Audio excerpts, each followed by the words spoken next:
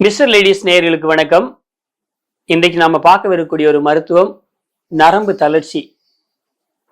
இந்த நரம்பு தளர்ச்சி ஏன் வருது, அது வராம நாம எப்படி காத்துக்கலாம், அதே போல வந்துருச்சுனாக்கும் பாரம்பரிய முறையில அதை எப்படி சரி பண்ணிக்கலாம் அப்படின்றத பத்தி தான் பார்க்க போறோம். இன்றைக்கு நரம்பு தளர்ச்சி அப்படின்றது மிகவும் அதிகமாகவே இருந்துகிட்டு இருக்கு. இதுக்கு அடிப்படையில காரணம் அப்படின்னு பாத்தீங்க அப்படின்னாக்கும் தவறான உணவு முறை. இப்போ தவறான உணவு முறை, அதிலும் குறிப்பாக மாவுச்சத்துள்ள பொருளை அதிகமா எடுத்துக்கிறோம், நார் சத்துக்களை குறைச்சிருக்கோம். அதே போல நரம்பு மண்டலங்களை பலப்படுத்தக்கூடிய இப்போ முருங்கைக்காய், இப்போ முருங்கை கீரை இருக்கு, அதே போல இந்த வல்லாரை கீரை இருக்கு. அதுக்கப்புறம் பார்த்தீங்க அப்படின்னாக்கும் நிறைய இப்போ தண்ணீர் விட்டான் கிழங்குன்னு இருக்குது, அமுக்கரா இருக்கு. இந்த மாதிரி நிறைய உங்களுக்கு கிழங்கு வகைகள் இருக்கு. இந்த மாதிரியான உணவு முறைகள்லாம் நாம தவிர்த்துக்கிட்டே வந்துட்டு இருக்கோம். இப்ப தவிர்த்துக்கிட்டு வந்துட்டு இருக்கோம். அது மட்டும் இல்லாம இப்ப ஆல்கஹால், போதை பழக்கங்களுக்கு நிறைய பேர் அடிமை ஆயிட்டு இருக்காங்க. இந்த மாதிரி தொடர்ந்து ஆல்கஹாலை கன்சம்ஷன் பண்ணும்போது பாத்தீங்கன்னாக்கும் நரம்பு மண்டலங்கள் பாதிப்புக்குள்ளாகுது. அது முதல்ல கல்லீரலை தான் பாதிக்குது. அதுக்கப்புறம் பாத்தீங்க அப்படின்னாக்கும் நரம்பு மண்டலங்களை அதிகமா பாதிக்குது. அதே போல பாத்தீங்க அப்படின்னாக்கும் தேநீர் குடிக்கக்கூடிய பழக்கம் இன்னைக்கு மிகுதியாகிட்டே இருக்குது. அப்போ தேநீர் குடிக்க குடிக்க அது நரம்பு மண்டலங்களுக்கு ஒரு விதத்துல பலவீனத்தை கொடுக்குது. அதே போல பாத்தீங்கன்னா முந்தைய காலங்கள்ல குறைவா வேலை செஞ்சுக்கிட்டு இருப்பாங்க, இப்ப அதிகமாக வேலை செஞ்சுக்கிட்டு இருக்காங்க. முன்னாடி சத்தான உணவுகளை அதிகம் பாரம்பரிய முறையிலான உணவுகளை அதிகமா எடுத்துக்கிட்டு இருந்தாங்க. இப்ப பாரம்பரிய உணவுகளை எடுக்கிறத விட்டுட்டு ரொம்ப மாறி உணவுகளை எடுத்துக்கிட்டு இருக்காங்க.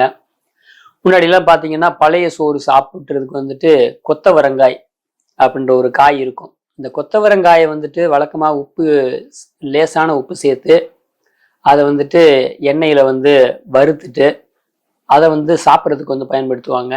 வாரத்துல ஒரு நாளைக்காவது கொத்தவரங்காயை சமையல்ல சேர்த்துக்குவாங்க.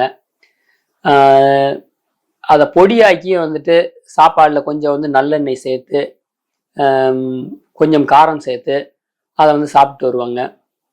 இப்ப அந்த மாதிரி சாப்பிடக்கூடிய அந்த பழக்கங்கள் குறைஞ்சிருச்சு. இப்ப இந்த மாதிரி நரம்பு மண்டலங்கள் பாதிப்புக்கு உள்ளாகிறதுக்கு நம்முடைய உணவு முறை தான் முழுக்க முழுக்க காரணமாக இருக்கு. அப்ப நாம உணவு முறையில எந்த அளவுக்கு பாரம்பரியத்தை நோக்கி நாம போறோமோ அந்த அளவுக்கு நம்முடைய நரம்பு மண்டலங்கள் பலமாக இருக்கும். நரம்பு மண்டலங்கள் பலமா இருந்தாதான் நமக்கு வாழ்க்கை ஆரோக்கியமாக இருக்கும். நரம்பு மண்டலம் பலவீனம் ஆயிடுச்சு அப்படின்னாக்க எந்த ஒரு பணியையும் நம்மளால சிறப்பாக செய்ய முடியாது. நிறைய பேர்த்துக்கு நரம்பு மண்டலம் பாதிக்கப்பட்டிருக்க நபர்களுக்கு கை நடுங்க ஆரம்பிக்குது. ஒரு சின்ன டம்ளரை கூட பிடிக்க முடியாத ஒரு நிலை இருக்கு. இப்ப நாம ஏற்கனவே இப்ப நம்ம கிட்ட ஒரு 2 வாரங்களுக்கு முன்பாக ஒரு பையன் வந்திருந்தாப்புல. அவர் இப்பதான் ஸ்கூல் படிச்சுக்கிட்டு இருக்காப்புல. ஸ்கூல் படிச்சுக்கிட்டு இருக்கக்கூடிய பையனுக்கே ஒரு ஒரு டம்ளர் தண்ணியை கூட பிடிக்க முடியல, நடுக்கம் வருது. அதவே 2 கையில சேர்ந்து பிடிக்கக்கூடிய மாதிரி ஒரு சூழ்நிலை இருந்துச்சு. அவங்களுக்கு நாம மாறுதலை கொடுத்தோம். அவங்க ஒரு 8 நாள் மருத்துவத்தை எடுத்துக்கிட்டாங்க. அந்த 8 நாளைக்குள்ளே ஒத்த கையில போய் ஒரு செம்பு தண்ணியே பிடிச்சு கொடுக்குற அளவுக்கு மாறுதல் நம்ம உண்டாக்கி தந்திருக்கோம். அப்போ இவங்களுக்கு பாரம்பரிய முறையிலான மருத்துவத்தை எடுத்துக்கொண்டு அதற்குரிய மருத்துவத்தை, உள் மருத்துவத்தையும் எடுத்துக்கொள்ளும் பொழுது அதிகபட்சமாக ஒரு 3 மாதங்கள்ல இந்த நரம்பு தளர்ச்சி அப்படின்ற ஒரு பிரச்சனைக்கு பாரம்பரிய முறையில நாம தீர்வு கொடுக்க முடியும்.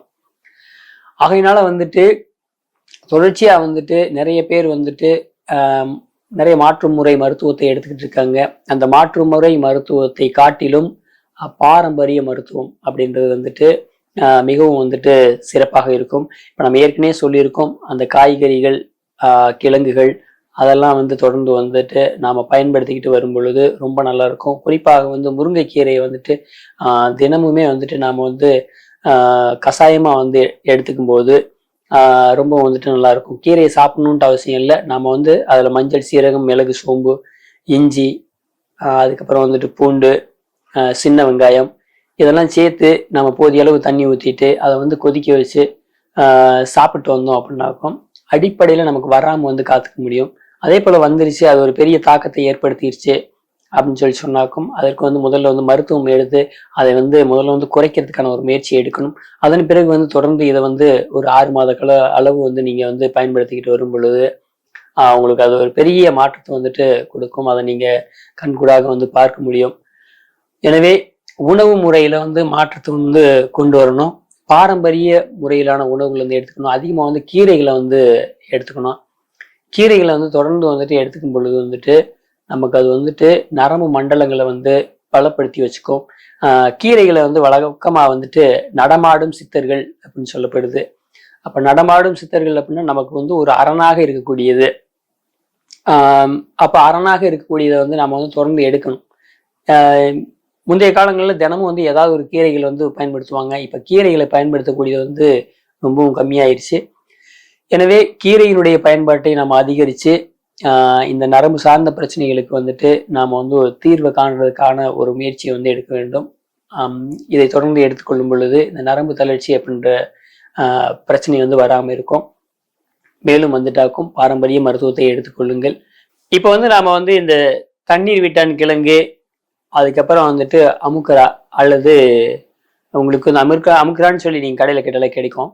இப்போ வந்து இதையே வாங்கிட்டு நாம் வந்து பாலில் வந்து பிட்டு அவியல் பண்ணணும். அதாவது வந்துட்டு புட்டு அப்படின்னு நம்ம சாப்பிட்றோம். அது போல் வந்து இட்லி பாத்திரத்தில் வந்துட்டு நீங்கள் அந்த மாவை வாங்கிட்டு அல்லது கிழங்கா வாங்கிட்டு அதை வந்து கீழே வந்து பால் கொஞ்சம் சேர்த்து அதோட தண்ணி கலந்துக்கிட்டு அதை வந்து வேக வைக்கணும். அதை வேக வச்ச பிறகு அதை எடுத்து வெயிலில் காய வச்சு அதன் பிறகு வந்துட்டு அதை வந்து தூள் பண்ணிக்கணும், ஃபைன் பவுடர் ஆக்கிக்கணும்.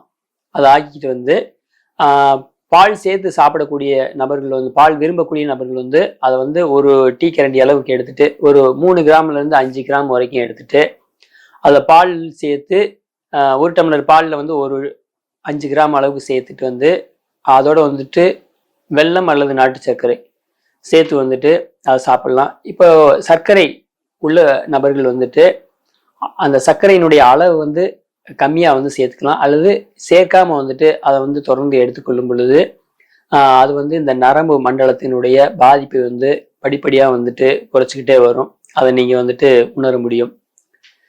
எனவே இதை செய்து நலமாக வாழ வாழ்த்துகிறோம்.